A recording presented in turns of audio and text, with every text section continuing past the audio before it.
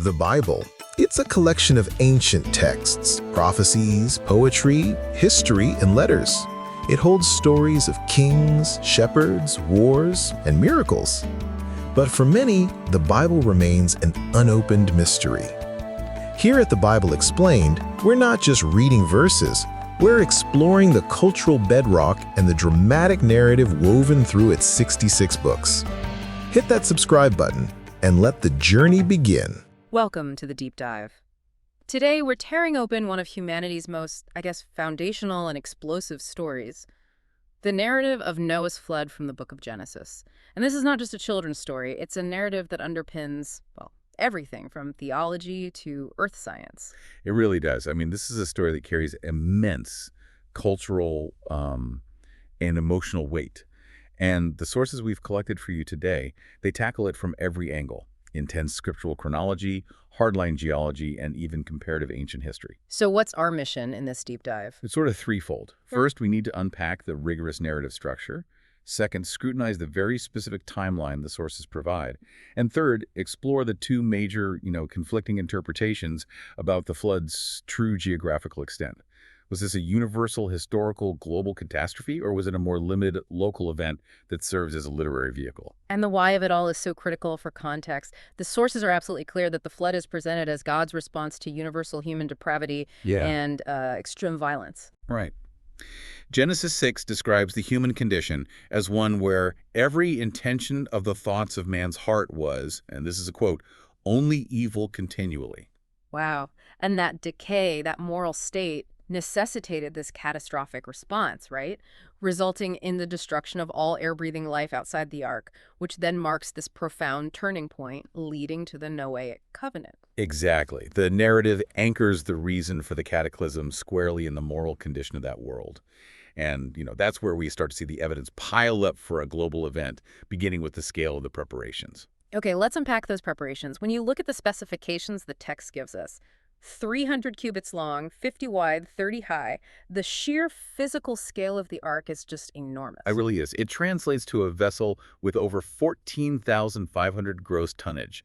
It could hold the equivalent of more than 500 modern railroad boxcars. 500. And proponents of a universal flood immediately seize on that, right? They say it's maybe the single strongest argument against the local flood theory. Well, think about it. If the flood was just a regional event, say, only covering Mesopotamia, Noah and his family could have just, packed up and walked a few hundred miles to higher ground. Or built a large barge, not a gigantic, custom-designed ocean liner. Precisely. The enormous effort, the time, the sheer logistical challenge of building this mammoth vessel only makes sense if the threat was truly global. There was nowhere else to go. The ark size demands a threat of totality. It does.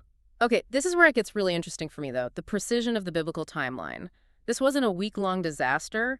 The sources detail a massive, year-long event broken down into specific dates. That's one of the most sobering details. Based on some scholarly calculations, the total event lasted 370 to 371 days. The initial onset, let's call it day 0, was on the 17th day of the second month in Noah's 600th year. But it doesn't just say it rained. No, Genesis 7.11 is emphatic. On that single day, two massive forces began simultaneously. First, all the springs of the great deep burst forth, and second, the floodgates of the heavens were opened. Wait, if the springs of the great deep burst forth first, that suggests most of the water wasn't even rainwater, right? Correct. That language points to a violent subterranean event, earthquakes, tsunamis, catastrophic plate tectonics being initiated, bringing water from deep within the earth crust and mantle to the surface. So not a peaceful cloudburst. This was the world being torn open. Exactly. And the rainfall, the windows of heaven, that was secondary, though still torrential. It continued for 40 days and nights until day 40. And crucially, the water kept rising long after the rain stopped. Yes. The waters continued to rise and prevail for 150 days. It was only at the end of those 150 days that the water reached its peak. Then the sources say both the springs of the deep and the floodgates were finally shut off. The inundation stage ended and the recession began. Okay, so if the water peaked at day 150, what was the mechanism described for the water to recede over the next, 5.5 months? The sources, especially those promoting a universal flood, connect this to tectonic movement. They suggest the ocean basins are beginning to sink, and the mountains were being uplifted. Okay. They point to a verse in Psalm 104, which references a time when the mountains rose up, the valleys sank down, a geological event that would allow the vast amount of water to drain back into these newly deepened ocean beds. It was sometime after day 150 that the Ark came to rest on the mountains of Ararat. And the final exit was nearly a year after it started. The crew finally disembarked on day 370, when the ground was certified completely dry.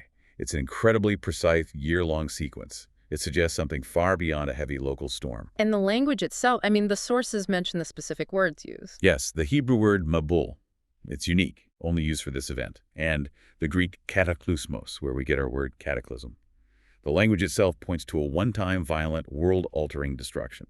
That detailed chronology transitions us perfectly into the core debate, the geographical extent. The sources present two fundamentally opposing viewpoints here. They do. On one hand, you have the local flood, or the literary view. This perspective sees the narrative as either a myth derived from older stories or a real local flood that just got magnified to cosmic proportions through retelling. Their argument is that universal just meant all that Noah could see from his vantage point. Right. But the difficulty for this view is massive. If it was local, where did all that water go? And more to the point, if modern mountains like Everest were already 29,000 feet tall, how could any flood cover them? That's the challenge. So what about the other side? The universal flood view states that the biblical narrative uses terms of totality words, like all, every, and under the whole heaven, around 16 times in just a few chapters. Some counts go as high as 60. They believe the text is unambiguously describing totality. And if the flood was local, several key parts of the story just fall apart, don't they? You have the immense ark, which would be totally unnecessary. Totally. Yeah. But then there's the Rainbow Covenant. Right. If every large, destructive local flood since Noah has broken God's promise, that makes the promise nonsensical. The covenant requires that the event was universal, never to be repeated. That's the crux of the theological challenge to the local view. And for universal flood proponents, the physical evidence of the earth itself confirms their reading. Okay, let's deep dive into that physical evidence. We can start with the simple yet profound observation of marine fossils found high up on continents. Yes, the presence of sea fossils ammonites near the top of Mount Everest or trilobites in the Grand Canyon's Redwall limestone suggests that ocean waters covered the continents entirely. So for that to make sense, proponents argue the sediments with these fossils were laid down when the continents were submerged, and the massive mountain ranges were uplifted during or after the flood. Exactly.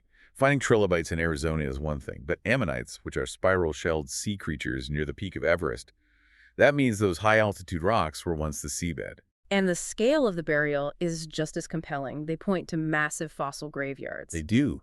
Take the Grand Canyon's Redwall limestone. You have a layer, 7 feet thick, containing billions of straight-shelled nautiloids. It covers at least 10,500 square miles. Billions of creatures buried together across a massive area. What does that imply about how they were buried? It suggests rapid, catastrophic burial. We're not talking about slow, gentle sedimentation. These creatures, both marine and land animals, are often found all mixed together. To deposit that nautiloid layer in the Grand Canyon would have required 24 cubic miles of sediment flowing as a thick slurry at speeds over 11 miles per hour, just instantly overwhelming and burying them. And the preservation of the fossils speaks to that speed. We're not finding just bones, we're finding exquisitely preserved fossils. Right. The sources mention the mossonite sprigging jellyfish found in Australia. It's a soft-bodied marine creature that has to be buried in less than a day, or else it just liquefies. And the ichthyosaur fossilized while giving birth. That's a classic example. These are snapshots of life that require immediate, catastrophic entombment. It's inconsistent with slow deposition. And the structure of the rock layers themselves supports this. We're talking about vast sediment layers, sometimes called megasequences, that you can trace across continents. Give us a sense of that scale. What does it mean for a rock layer to span continents? Well, take the Tapete sandstone. It's part of what's called the Sauk megasequence. You can trace this single sedimentary layer across North America, into Africa, and even the Middle East. Similarly, the Cretaceous chalk beds we see in England can be followed across Europe and into places like Western Australia and the Midwest USA. Which suggests ocean waters sweeping across entire continents at the same time, depositing these layers globally. That's the argument. And if these layers accumulated over millions of years, you would expect to see massive, noticeable erosion gaps between the strata. Mountains and valleys that formed and eroded, but then were capped by the next layer. But you don't see that. Precisely. If millions of years had passed between, say, the Coconino Sandstone and the underlying Hermit Formation in the Grand Canyon, we should see significant erosion. Instead, the boundaries are often described as flat, featureless, almost knife-edged. That lack of weathering is inconsistent with the slow, gradual accumulation theory. And then there's the incredibly dramatic evidence of deeply folded rock strata. I find this the most visceral evidence of speed. It's highly visual. We have rock layers like that same Tepete sandstone that have been bent 90 degrees without fracturing. This is critical. If rock is already hardened and brittle, when you bend it, it breaks. Like trying to bend a cracker. Exactly. But the fact that these strata folded indicates the rock was still wet, soft, and pliable like wet modeling clay when it was bent. This suggests rapid deposition followed immediately by uplift, not folding millions of years after it hardened. So if the rocks were bent before they had time to harden, that geological movement had to happen very, very fast. Which brings us right back to the chronology, the violence on day 0 and the 370-day duration. It provides a cohesive model for those who support the universal view. Rapid deposition during the initial inundation, followed by catastrophic uplift and recession during the rest of the year. Okay, shifting gears a bit, let's look at chronology and the context of the ancient Near East. Proponents of the universal flood often suggest a date around 3000 BC or 2348 BC based on the biblical chronology. Why does that time frame matter so much? Well, that date aligns with the start of recorded human history worldwide after the event.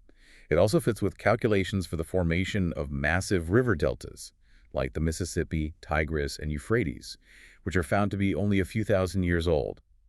A global flood would effectively reset geological processes, making that 3000 BC mark a natural fit for the beginning of our current era. And the sources also throw some caution on opposing dates derived from techniques like radioactive dating. They do. They specifically cite Willard Libby, the inventor of the C14 dating method, who acknowledged that this technique can't be reliably calibrated with known historical dates prior to about 5,000 years before present. Why is that 5,000-year mark the threshold? It has to do with the historical knowledge of the ratio of C14 to C12 in the atmosphere.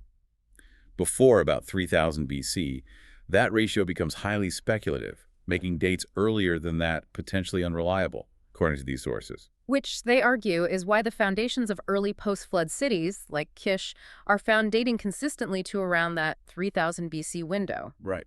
Now, we can't ignore the extra-biblical parallels. Everyone knows the famous Gilgamesh epic. But there are also the Atrahasis epic and the Sumerian deluge story with the survivors Ziusudra. Yes, these Mesopotamian epics share significant parallels with the Genesis account. And scholars debate whether Genesis borrowed from these older texts, or if the epics and Genesis both derive from a single, primitive, original human memory of the event. But the key insight for our deep dive is less about who wrote first and more about the profound theological difference, isn't it? Exactly. Even if the narratives share historical roots, the theological framework of the Genesis account just sets it apart. In the Babylonian epics, the gods often flood the earth for, well, capricious reasons, because humanity is making too much noise and disrupting their sleep, or out of simple vengeance. So the gods are motivated by irritation. Precisely. In Genesis, the motivation is rooted in profound grief.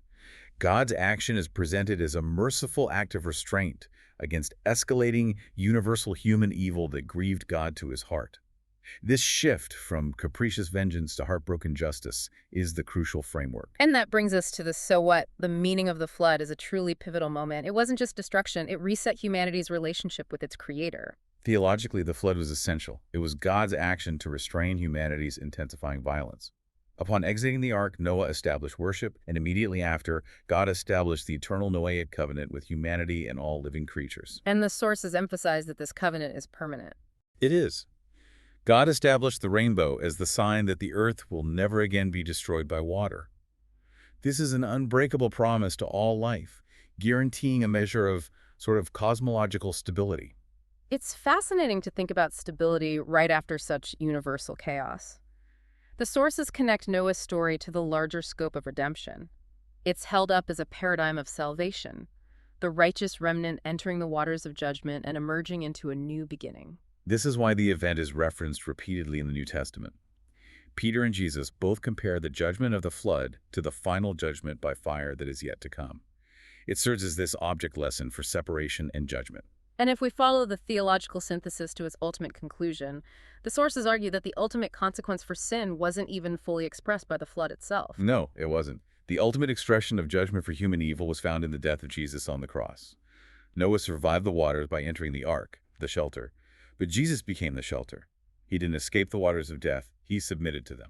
So instead of being saved from the judgment, he took the judgment upon himself, becoming the means God uses to save all creation and usher in that promised eternal kingdom of peace.